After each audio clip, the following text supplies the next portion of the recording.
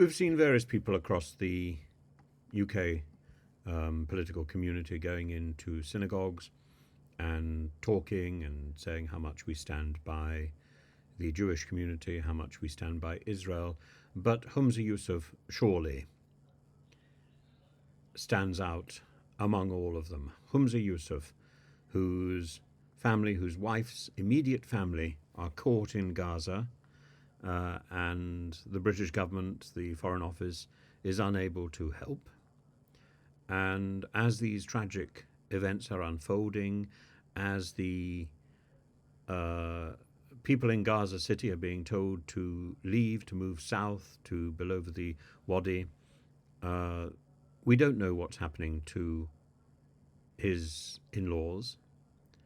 And yet, 500 members of the local Jewish community, parliamentarians, civic faith leaders, guests,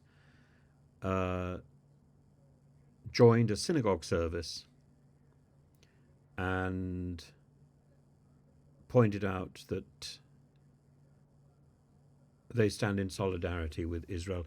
The Council President, Timothy Lovett, opened the service by stating, "Israel may be our homeland, but Scotland is our home. Let's live and pray in peace together and harmony today, tomorrow, and forever."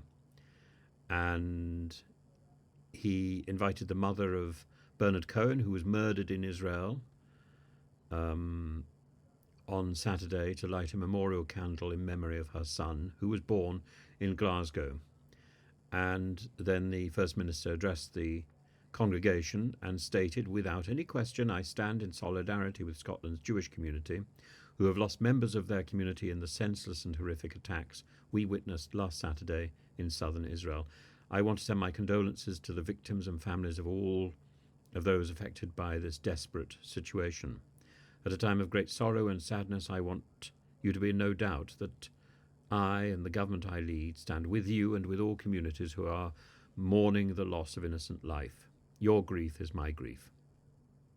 Now, the point is, this is a man who is caught in the middle of this dilemma, and yet at the same time he demonstrates a statesmanship which I think is enviable, and it takes him into a different status. The senior rabbi in Scotland, Rabbi Moshe Rubin, went on to give an address, and he talked about his own reflections of the events in Israel and shared his hope that the community across Scotland would continue to take comfort to stand with one another. And psalms were led by Rabbi Jacobs from Lubavitch, Rabbi David Rose from the Edinburgh Hebrew congregation, Philip Mendelssohn, and there were prayers for the injured, for the kidnapped soldiers, for civilians, read by Rabbi Rubin and Dr. Mia Spiro, the chair of the Jewish Student Chaplaincy in Scotland. I think this is an inspiring story. I'm surprised that it's not been covered by the BBC, and dismayed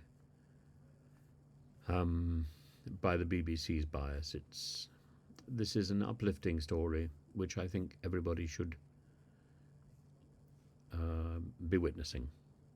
And to so many of my Jewish friends, Shabbat Shalom.